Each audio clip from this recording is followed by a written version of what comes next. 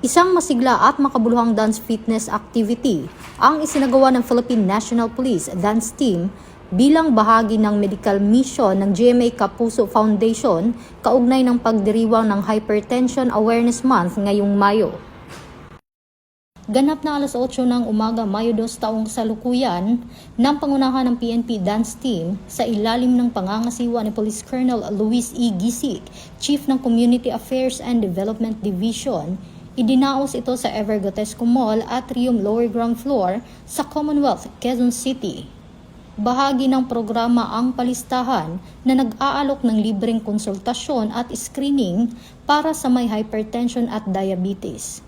Partikular para sa mga edad 35 pataas at sa mga nakararanas ng sintomas tulad ng sakit ng ulo, pagkahilo, pananakit ng dibdib at madaling pagkapagod. Bukod sa libreng serbisyong medikal, tampok din sa Zumba session kung saan aktibong nakiisa ang mga kalahok.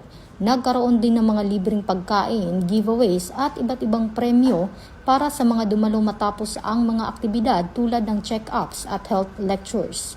Layunin ng nasabing medical mission na mapalawak ang kaalaman ng publiko tungkol sa hypertension at mahikayat ang mamamayan na pangalagaan ang kanilang kalusugan sa pamamagitan ng regular na ehersisyo at konsultasyon. Patuloy namang sinusuportahan ng PNP ang mga ganitong inisyatibo na naglalayong mapalapit sa komunidad at maisulong ang kalusugan at kapakanan ng bawat mamamayan. Ito ang bagong PNP para sa bagong Pilipinas, serbisyong mabilis, tapat at nararamdaman. Mula sa Police News Network, ako po si Patrolwoman Rezalie Umalay, alagad ng batas, tagataguyod ng Balitang Pulis.